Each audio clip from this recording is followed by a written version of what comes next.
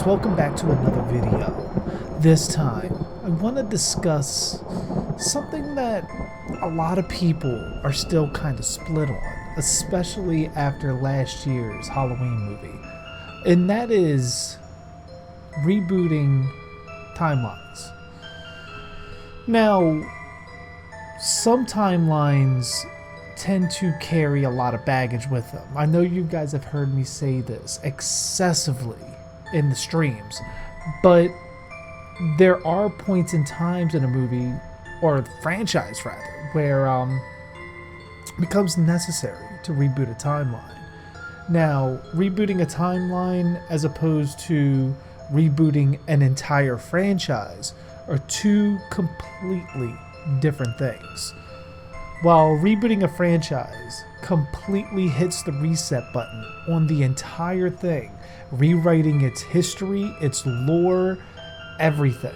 For example, A Nightmare on Elm Street, where Freddy was burned alive for essentially beating the case that he was given on a technicality of murdering almost 24 children. So the parents took revenge by taking matters into their own hands and burning Freddy alive, making him the dream demon we know and love. In the reboot of the entire franchise, they turn that around and just make it where he was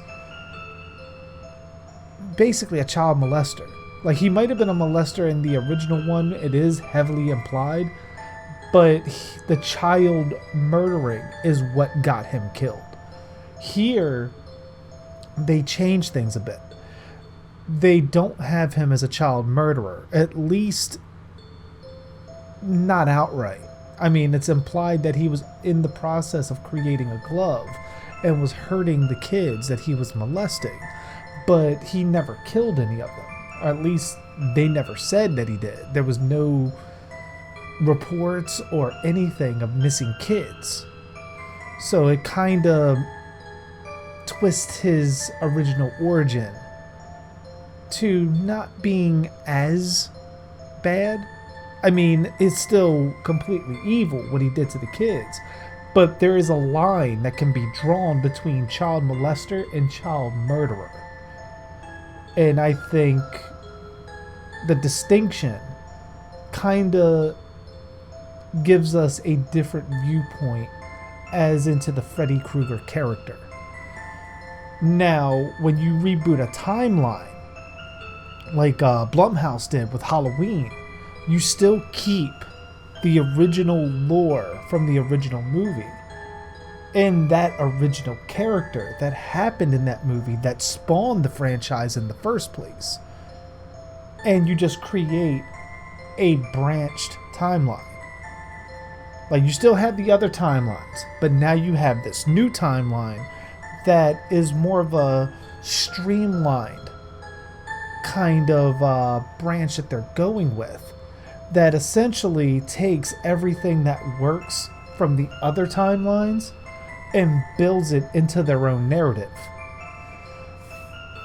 That is usually the purpose of those kind of timelines. That's why we're getting now a Texas Chainsaw Massacre movie that's going to do that. Although it is the second attempt at it, I have a feeling this new one will likely do what Halloween 2018 did and build on the past movies, what they did right, and completely expel what they did wrong. Now, what is the importance of rebooting timelines? It gains a lot more interest, especially with original fans. When you reboot a movie like Rob Zombie did with his Halloween movies, you walk on very, very thin ice because you are now competing against the original. And any false step will lead to that movie's downfall. Now, Rob Zombie's Halloween was a decent attempt. Didn't necessarily care for the backstory that they gave Michael Myers on there, but it's a decent attempt. They still kept Michael Myers evil to a degree. It just didn't feel like Halloween to me. If you would have slapped a different mask on Michael, called him something else, called the movie something else, I would have probably have loved it a whole lot more. But knowing that that was supposed to be Michael Myers and how he went about some things, because he was very, very emotionally based in his killings. He was very angry. And Michael was supposed to be absence of all of that. So it was like trying to divorce myself from that original franchise and then trying to get into that. Which the first one I did, once we got into H2, I was out. That was it. Now, when you reboot a timeline and you keep everything from the original, you're no longer competing against the original. Your goal is to match the tone of the original, or at least get it as close as possible and take it as seriously as the original did. That's why Halloween 2018 was so successful. They didn't fully on capture the essence of the original, and Michael was definitely a lot more violent in this movie. But it still felt like Halloween. Somehow, it still captured a good bit of the John Carpenter essence. I don't know if it was the music, the mask design, the way James Jude Courtney moved. It was just something about it that resonated. Now, I do know there's a lot of hate for rebooting timelines from people that are purists that want every sequel to be canon from the beginning to end. And the fact of the matter is, at times it's just not possible. Texas Chainsaw Massacre being a prime example. Look at those movies and you tell me how you fit those in continuity. Like, it's doesn't make any kind of sense at all. So streamlining the canon back to part 1 and going from there as they're doing now with I think Fede Alvarez is producing it. Fede Alvarez, I believe I pronounced that right. But like I said, like, if you're doing a rebooted timeline, you're no longer competing with the original. You have the lore set.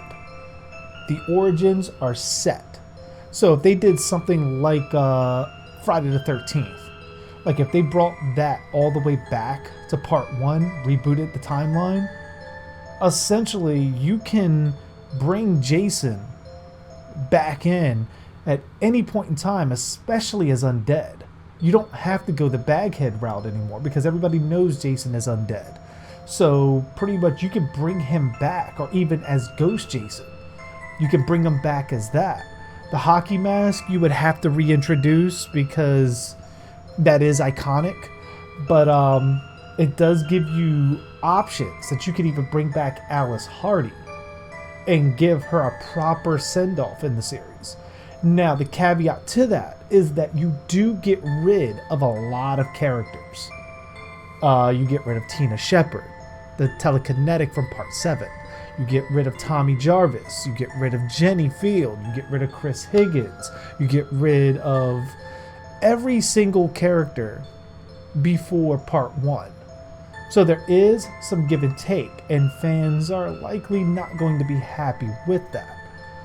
But let's say if Sean Cunningham and Victor Miller don't come to a deal, and they are split with their franchises, like what they have in copyright, where Victor Miller has Jason, Pamela, the backstory that he wrote, Camp Crystal Lake, all of that, but he doesn't own the title Friday the 13th.